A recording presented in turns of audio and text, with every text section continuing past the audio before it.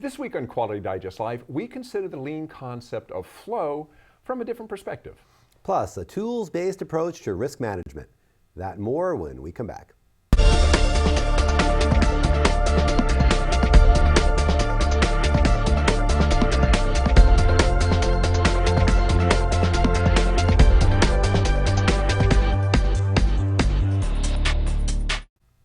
Welcome back to Quality Digest Live for April 1st, 2016. QDL is your weekly look at who and what is making the news in the world of quality. I'm Dirk Ducharme, Editor-in-Chief of Quality Digest. And I'm Quality Digest publisher Mike Richmond. Well, Dirk, welcome back from your excursion. Dirk, as none of you know, but I'll tell you, it was just returning from Novi, Michigan, at the Polyworks Conference. Polyworks Conference 2016. Yes. Dirk Ducharme, the leading media personality in the quality industry. He's everywhere at once. You got some good stuff there. It's interesting for Polyworks users. It was just actually an awesome conference. Yeah, well. Good stuff. Very cool group of people, I'll tell you. Yeah, well, thanks for getting back in time, Dirk. I know you got back late last night, but he's back here for Quality Digest Live. Boy, all right, my arm's tired.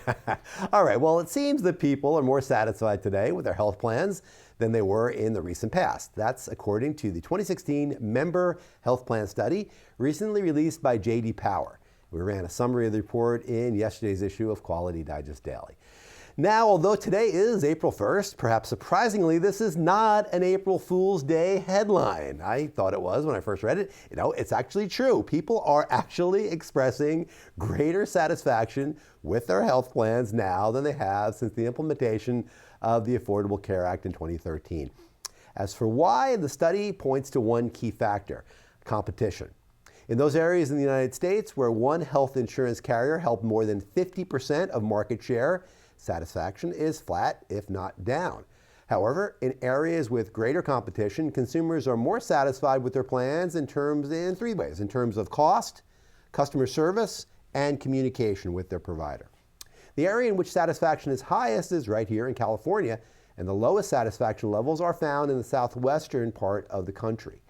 The study offers three key takeaways that I think are worth considering. So let me go through them rather quickly here. First, integrated delivery systems are poised for success. Integrated delivery systems, IDS, these are health plans that utilize a network of healthcare and health insurance providers in one single delivery organization. These systems are highly focused on member satisfaction and performed a lot better than typical systems in the study. Second factor is premiums are down, only by a few percentage points, but they're down nonetheless, and that certainly is going to tend to increase customer satisfaction when you charge them less for the service. That's a good thing. Third and finally, the most satisfied customers are those that see their health plans as wellness partners who are there to help them not only cure, but also to prevent illness. When you look at it that way and your health plan helps you get there, you're going to, of course, be more satisfied.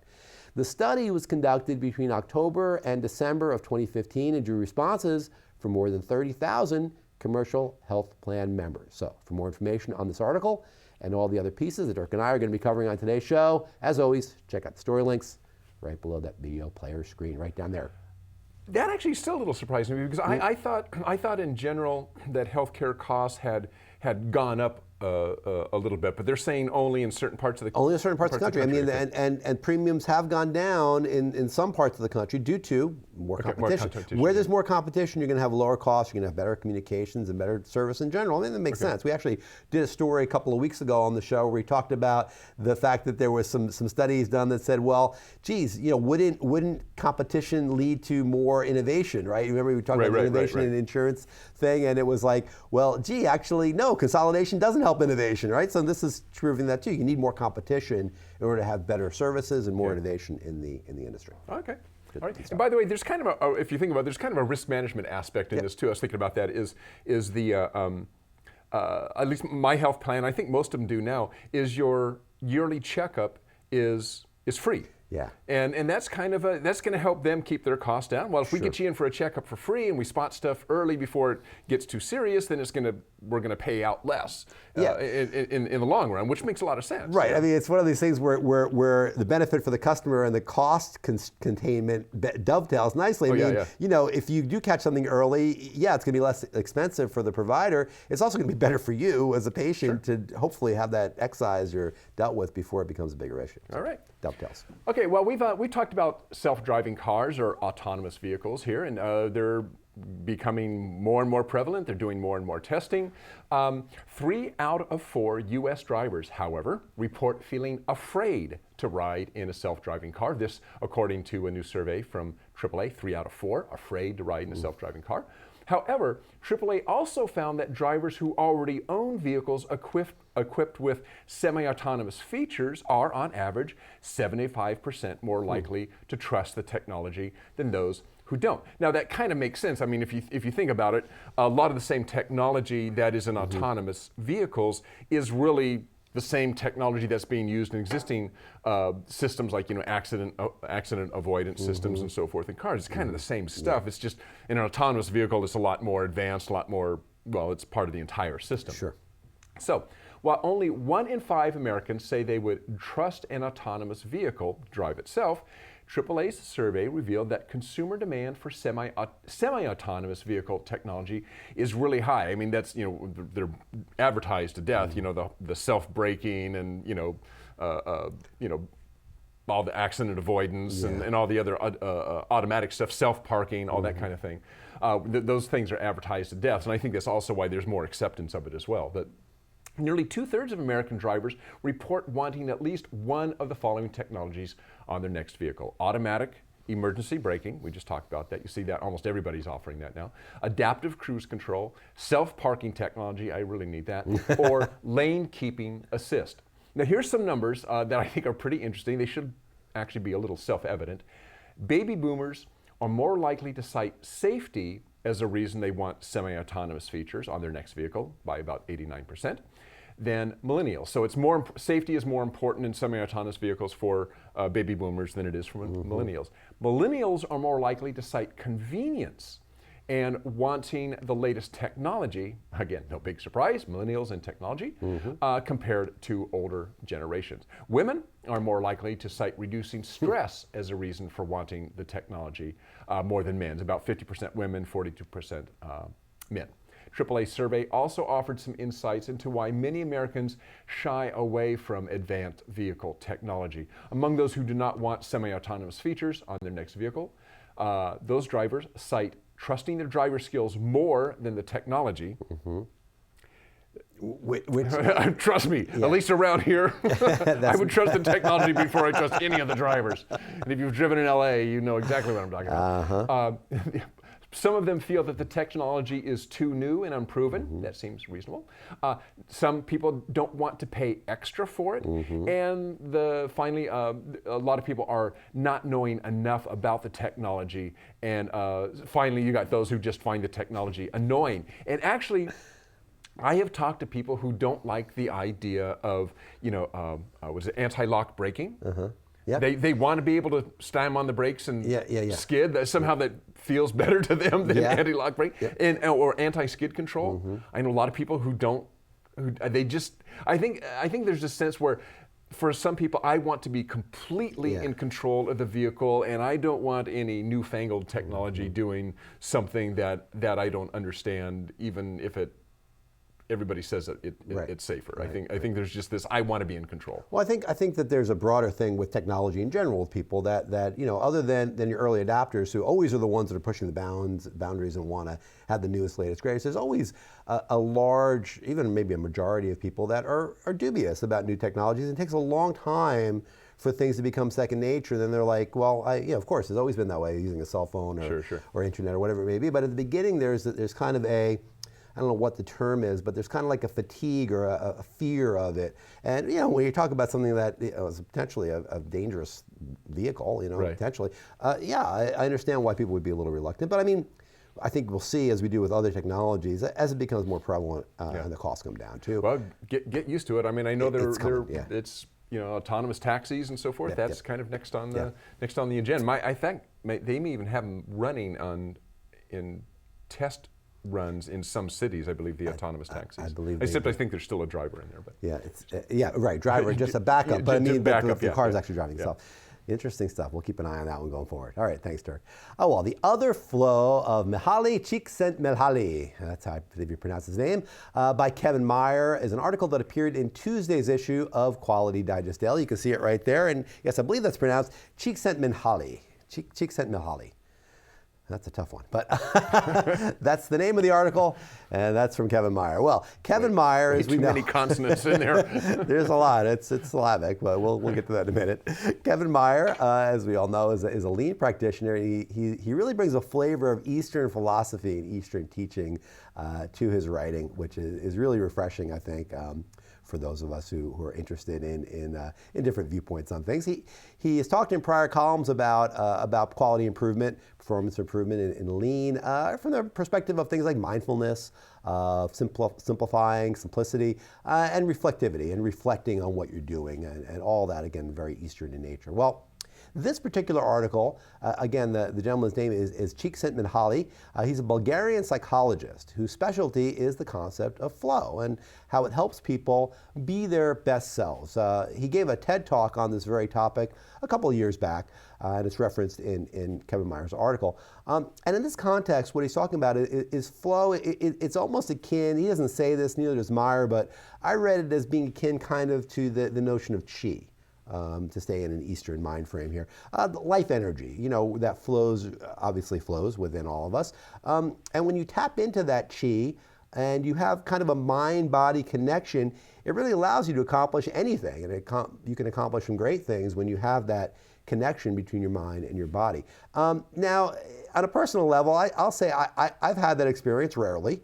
Not often, in my life, in my work life, in my creative life, and in sports. I play a lot of sports. I like to play tennis and softball and a few different sports. Well, there are moments, and it happens, I've probably got there in sports more than anything else, where you feel a complete sense of calm, where you're I don't want to say you're happy, but you're just pleased, you're relaxed, you're totally confident. You're focused on what you're doing, but you're not hyper-focused. You're not at the point where you're in your head, you're out of your head, you're conscious of what you're doing, but you're also really just doing it. Your body's doing it for you, and you feel like you're connected to something that's beyond you. And visualization is a big part of that. I mean, you see yourself making a putt, or you see yourself throwing a ball in the right way, or making a basket, whatever it may be. You see yourself doing it, and it just happens that way. Visualization is really big.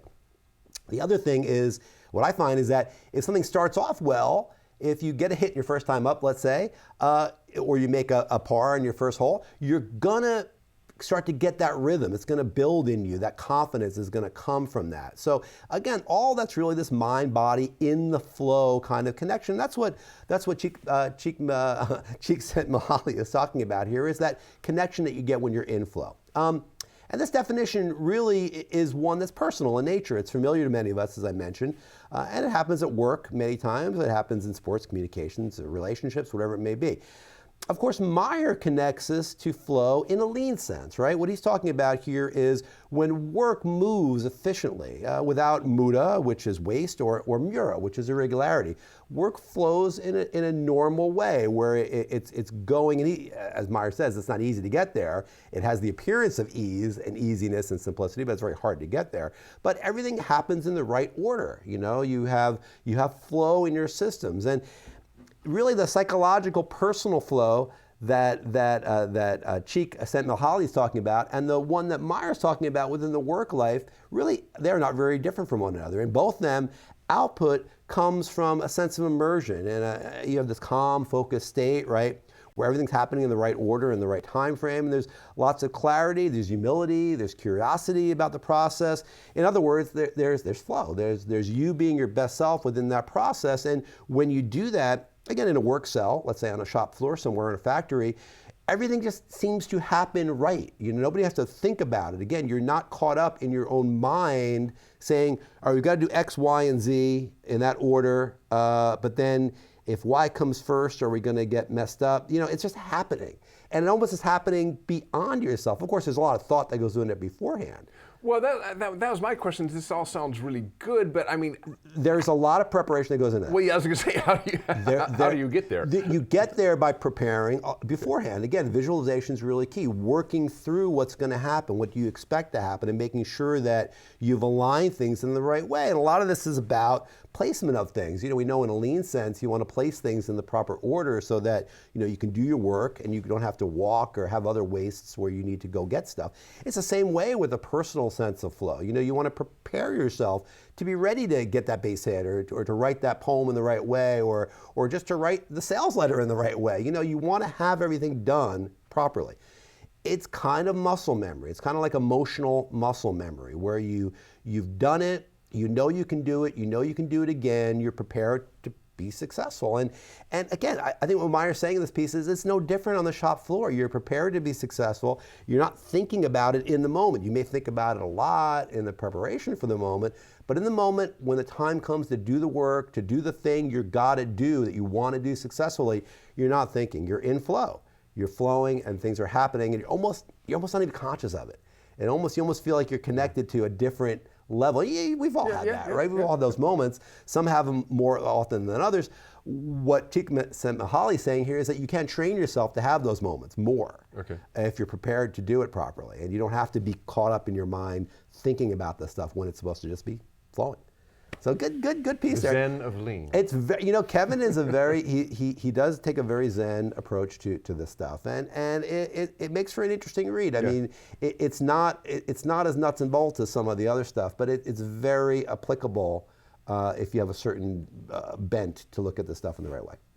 Well, speaking of nuts and bolts, the next one. We're going to talk about real nuts and bolts. Sort of managing risk. Mm-hmm. Well, I don't know. Managing risk is with any other management endeavor should start with the broad strokes of principles and culture before zeroing in on the tools. And this is what Mike Michael says in his article, The Nuts and Bolts of Risk Management. So, I mean, if you think about it, organizations deal with risk constantly and at all levels, all different types of risk. And whether they identify it as such, risk management is an extremely important consideration for those who occupy the executive suite. And prudent actions on their part should include assessing the ever-changing conditions within and among their markets, their supply partners, their competitors, as well as macroeconomics, to name just a few. And so deciding how and when to launch new products or services, move forward on mergers and acquisitions, or rebrand will depend in large measure on an organization's response to and tolerance for risk. And all of these considerations actually directly involve top management. In his article, Michael points out that there are several tools that are at managers' disposal, and they can be used when applying risk-based thinking to your processes. I'm going to look at some of these individually. There's four that he mentions. Two of them are pretty obvious. I mean, he mentions FMEA, failure mode and effects analysis, which is a great tool amongst others that are similar, and these are used for organizing and prioritizing potential risks. He also mentions Hoshin Conry, which is a great method for organizational alignment. But I think two even more important tools would be root cause analysis and poka-yoke. And what I thought was interesting about these is because typically when we think of root cause analysis, we think of something has happened, now let's go back and figure out why. When you think of it in terms of risk management, it's what could happen and going back and why might it happen? What's the root? What would be a possible root cause should this happen? Which is a slightly different approach, but it's the same thing. I mean, if you're really going to understand risk, you need to understand where that risk originates. So, root cause analysis. And an example I thought of might be you might want to prepare for the loss of a key supplier. So that would be a risk, right? We have a major supplier. If we lose him, that's going to really impact us, so we need to think about that risk. The whole thing in Japan a few years ago with the tsunami and the nuclear power plant, I mean, that was a perfect example, knocked down a lot of suppliers. Exactly, and actually I'm going to get to that in a little bit. So you might, you might ask, why might I lose that supplier? So you need to drill down and understand all the potential root causes for any of the failure modes that might cause you to lose that supplier. One of them might be, are they literally on shaky ground? Are they in a tsunami zone? Are they in an area that is subject to earthquakes floods, or whatever. hurricanes or tornadoes? So that one's pretty obvious. I mean, if they're there, the root cause of losing them would be a natural disaster. Sure. But at least if you've gone back and you've analyzed that supplier and you realize that they're in a potentially hazardous area in terms of natural disasters, well, that might encourage you to look for a different supplier, or encourage them to be looking at what remediation do you have as a supplier if a natural disaster were to happen. You might look at, are they on shaky financial ground? Yep. Well, what might and what would be the root causes for that? Why are they on shaky financial ground? Are you contributing to them being on shaky financial ground by not being a good partner? Well, that or maybe they just if they are on shaky financial ground, if you look at their Dun & Bradstreets and all that, you might work with them if they're willing to understand why are things so shaky for you. And maybe as a partner, you work with them to make sure that they're in a better financial place, because if they are, well, they're going to be a better supplier for you because they're going to be less of a risk. Maybe you're a lean company and they're not, and maybe you can bring some lean principles to them and help them streamline their operations, which will help you and them in the long run. Exactly. So I mean, that's the idea, is you can as a partner, you can help identify, if you have a good partnership, what some of the risks might be for your supplier and help dig into that. And that at least is going to give, if nothing else, if you understand the root cause of what might cause something to happen with your supplier, then you might have some ideas of some leading indicators. So if somebody's on financially shaky ground and you're starting into a recession, you might go, we might lose that supplier. Right. So going into a recession or some other financial or economic downturn might be your clue to be looking at maybe getting out of that supplier, because they're already on shaky ground and you know it. Right. That's a risk. That's your leading indicator to go, oh, okay, maybe we need to be looking at this a little bit more in depth and working with that supplier, either to get out of that relationship with them or to help them through something that you see is coming down the pike. Right.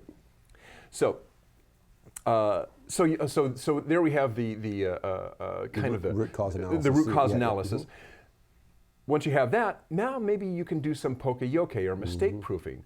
This is the kind of the mantra of can't instead of don't, and it offers a powerful way of thinking about and eliminating risky processes and procedures, and could help you address these issues that you may have discovered during your root cause analysis. So once you've done your root cause analysis and found out what are the issues that could be leading to a potential failure, well, then you might be able to put in some preventative measures and do a poka-yoke and maybe prevent those risks from happening. But you can only do that if you've already done a root cause analysis. Right.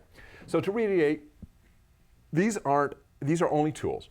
And the tools aren't going to be used unless there is some sort of culture of managing risk that permeates the company. Of course, if you're going to have that, it's going to have to come from company leadership and work down. The idea of managing risk is not just really a management issue. It starts with management, but they have to create a culture and an awareness of everybody throughout the company of being aware of what risk is and being able to understand what the root cause of those risks are, and then how to prevent them. Yeah, good stuff. It's good stuff.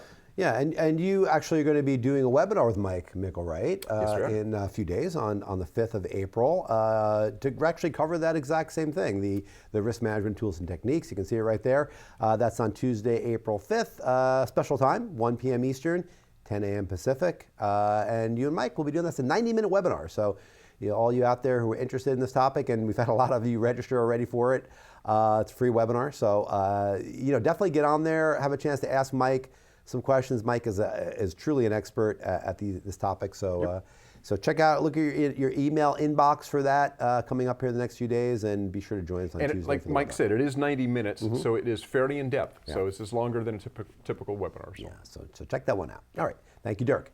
Alrighty, well, every so often, the editors, all of us editors here at Quality Digest, we find an article that, it's just fascinating. It's different. It's something that really has a different spin on what we do, and we want to cover it in Quality Digest Daily as well as here in Quality Digest Live. And even if it doesn't strictly relate to quality assurance or test and measurement, but sometimes in life you encounter these very special stories, like when you encounter very special people.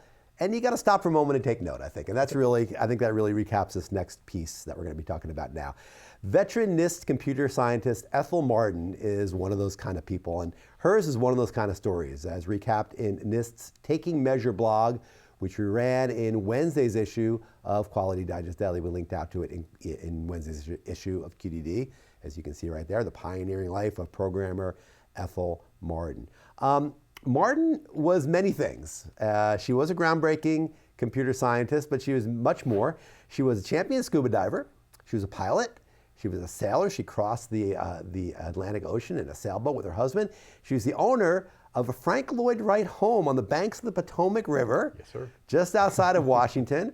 You can see her right there. Her husband, Louis Marden, was a world-renowned writer and photographer for National Geographic. So, looking at those two, I have a feeling that those two people probably threw some dynamite dinner parties. I bet they got some really smart offspring. I would imagine they did, and I would imagine that they had some really interesting conversations over dinner at their Frank Lloyd Wright home. Yes. She tells some stories about dealing with Frank Lloyd Wright. And this is early 50s? In the 50s, in the 50s, early to mid 50s.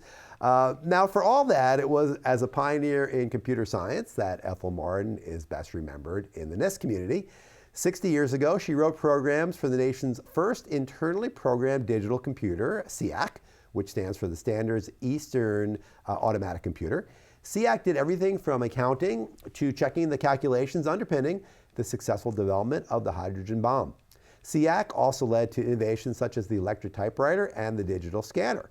One thing in particular about Ethel Marden's story, which I know resonated with all of us here at QD, was the following quote. I want to read that to you because I think it really encapsulated maybe who she was as a person. And this was a quote that she provided after her retirement, and she's talking about the dedication of the engineers who worked on the early iterations of SEAC. And she said, and I quote, "Every day when we went into the office, I think all of us went in with joy in our hearts because we loved our work. We were doing something nobody had done before, and we were all excited about our work. Many, many nights, engineers would be there all night. There was no question of payment for any overtime. The group never wanted or asked for overtime pay.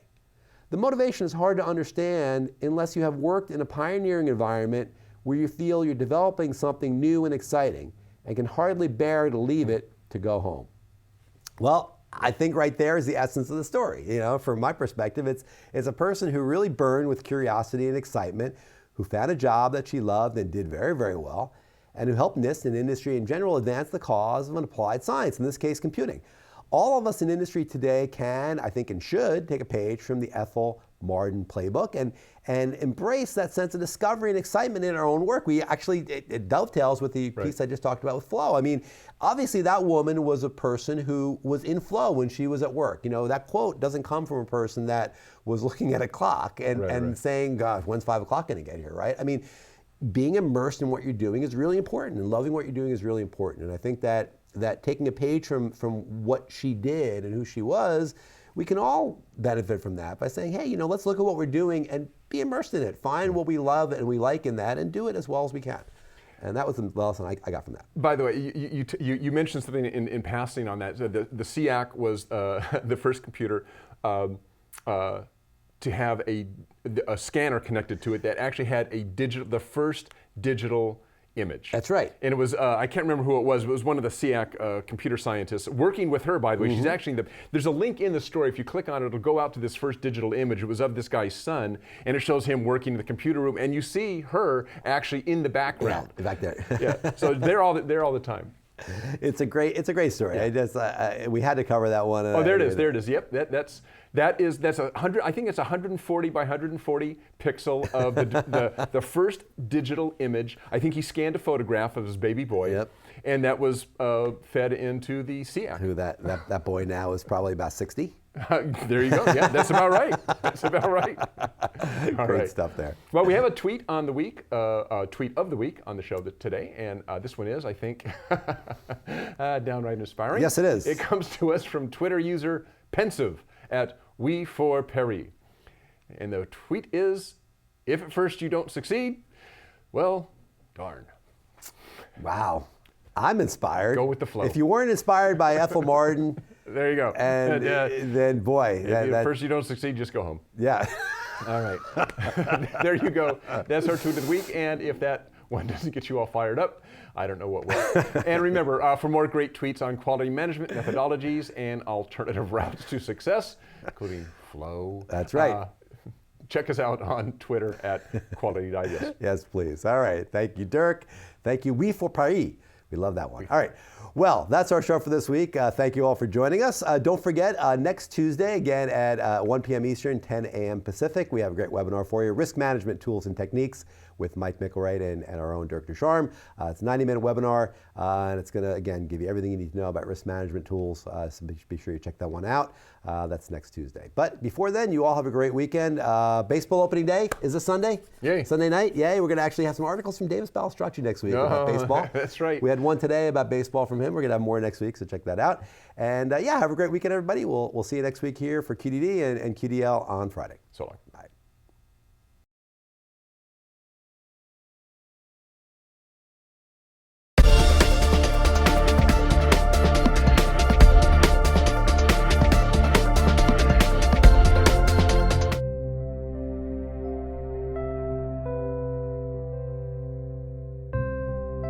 Four, three, two, one, fire.